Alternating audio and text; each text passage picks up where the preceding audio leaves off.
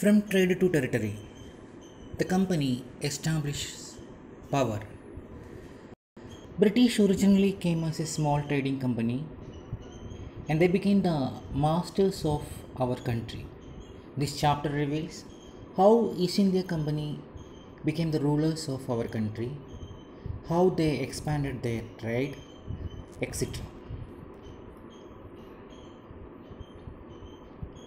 The last powerful Mughal ruler was Aurangzeb. He was followed by a succession of weak rulers after his death in 1707. Thus, the Mughal Empire broke up under various Zamindars and Subadars.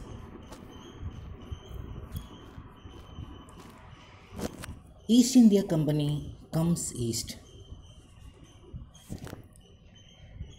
The East India Company in 1600 acquired a charter from the ruler of England, Queen Elizabeth I, granting the company sole right to trade with the East. According to this charter, company could venture across the oceans looking for the new lands to buy goods at a cheaper price and carry them back to Europe to sell at higher prices. Many East India companies from Europe, Portugal, Dutch, French, the British came to India for trading via the sea route.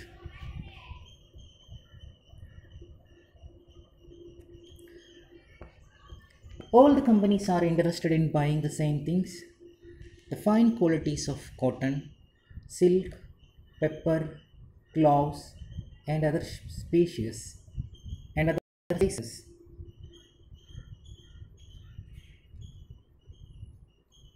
were in great demand in their countries. The urge to secure markets led to fierce battles between these trading companies. The trade was carried on with arms, and trading posts were protected through fortification.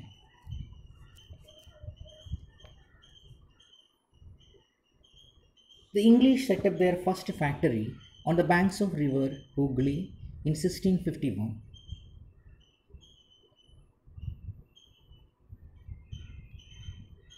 They refused to pay duty, causing huge loss to the revenue of Bengal.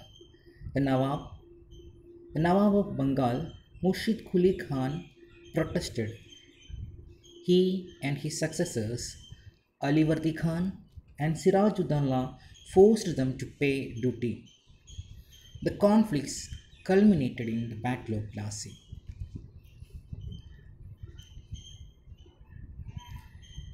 The Battle of Plassey.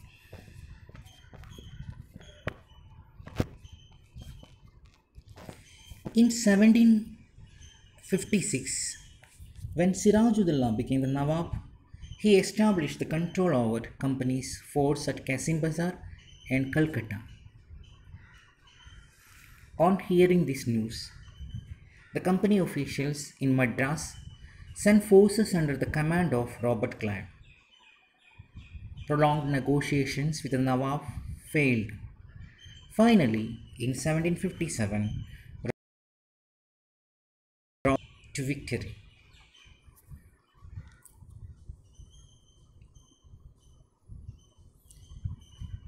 The main cause for the defeat of Sirajuddaulah was that the force led by one of his commanders, Mir Jafar, he didn't fight at all. This was because Robert Clive had managed to secure his support by promising to make him the next Nawab after crushing Sirajuddaulah.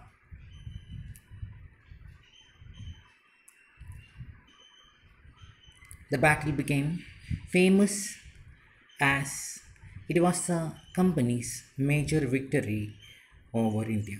Battle of Plassey 1757 between East India Company under the command of Robert Clive and Sirajuddaulah.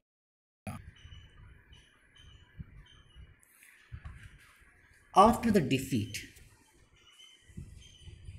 Mir Jafar was made the Nawab, but he also protested, and thus he was replaced by Mir Qasim.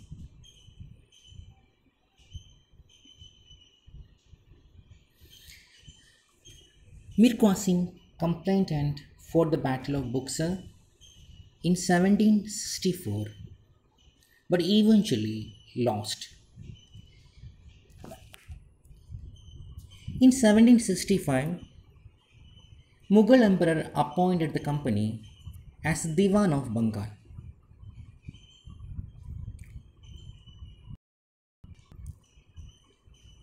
It allowed the company to use the vast revenue resources of Bengal.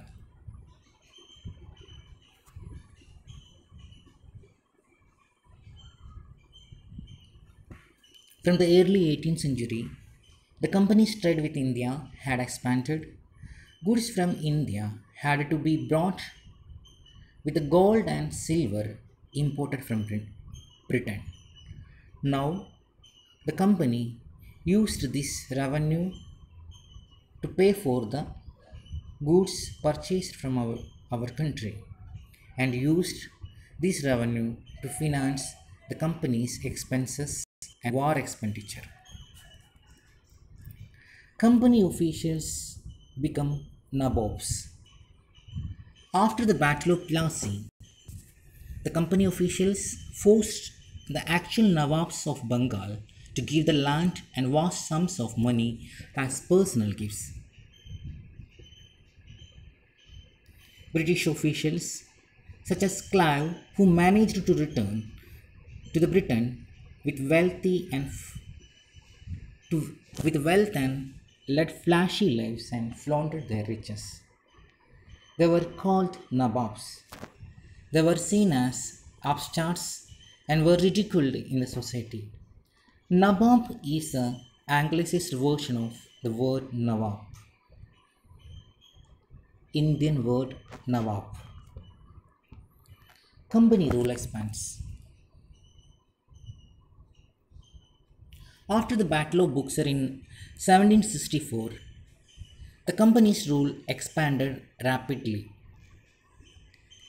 The prompt annexation of Indian states took place between 1757 to 1857. This was due to a few of the policies that were adopted by the British. Subsidiary alliance, claim to paramountcy, doctrine of lapse.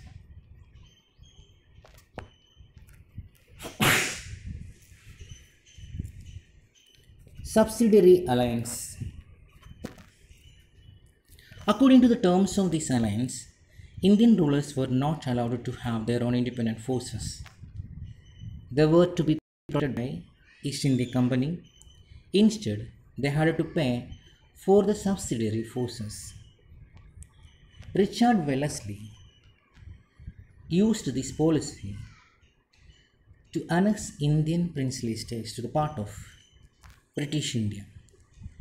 Richard Wellesley was the Governor General of British India 1798 to 1805. By using this policy, they annexed many states. The Nawab of Oudh and Hyderabad were forced to give over parts of their territory as they had failed to pay for the alliance. Richard Wellesley was the Governor General of East India British India from 1798 to 1805, who devised the policy of subsidiary alliance. Tipu Sultan, the Tiger of Mysore. Mysore, under the leadership of powerful rulers like Hyder Ali and his famous son Tipu Sultan, had grown in strength. It controlled the profitable trade of the Malabar coast, where the company purchased pepper and cardamom.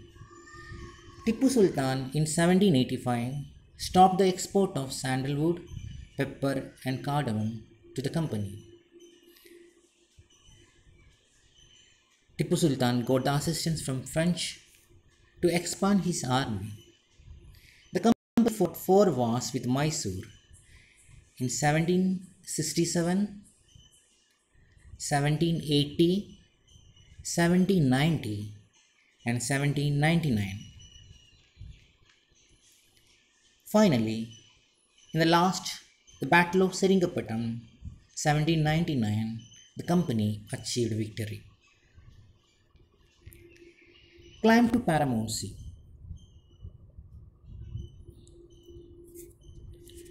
Under Lord Hastings as the Governor General 1813 to 23, a new policy of paramountcy was initiated.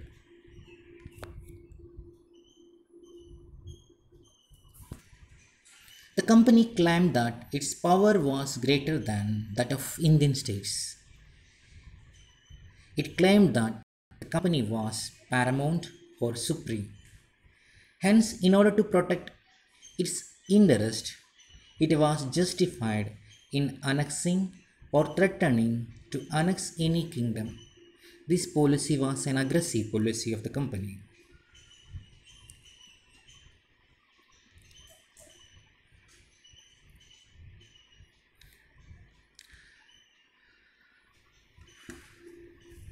Under the claim to paramountcy, Kittur, Sindh, and Punjab were taken over.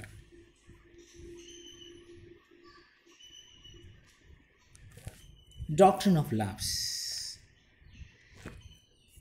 Lord Dalhousie, the Governor General from 1848 to 1856, devised the doctrine called Doctrine of Lapse. It stated that a kingdom could be annexed. King died without a male heir. Many kingdoms were annexed: Satara, Sambalpur, Udaipur, Nagpur, Jhansi, and Awadh. Expansion of British rule.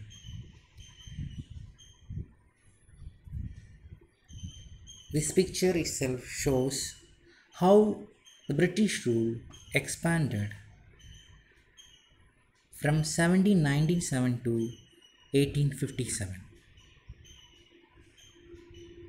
The yellow color shows areas under the British rule, and the red color shows areas not under the British rule.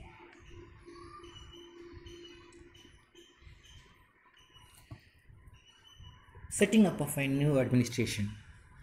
Warren Hastings was the first Governor General of India from 1773 to 1785. He played a significant role in the expansion of the company power. During his time, company had acquired power in Bengal, Bombay, and Madras. He brought about many changes in the administration, especially in the sphere of justice.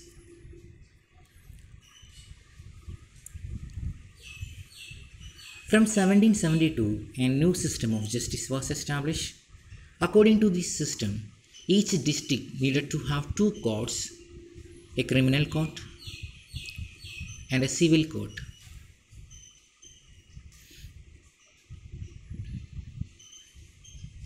In India, colonial rule brought some new ideas of administration and reform. The Mughal army, composed of cavalry and infantry, that is Paidal, foot soldiers. The army of Mughal was dominated by the cavalry. In 18th century, changes occurred when Mughal successor states like Awadh and Banaras started recruiting peasants to the armies and training them as professional soldiers. The East India Company adopted the same method, which came to be known as the Sepoy Army, from Indian word Sipahi, meaning soldier.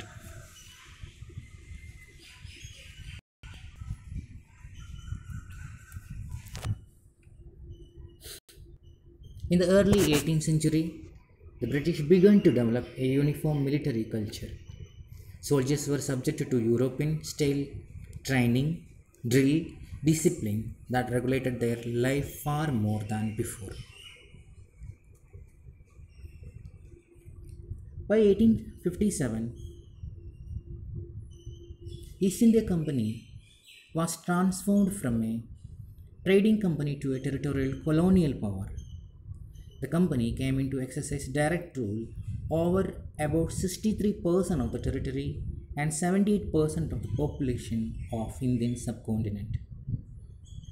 Combined with its indirect influence on the remaining territory and population of the country, East India Company had virtually the whole of India under the control.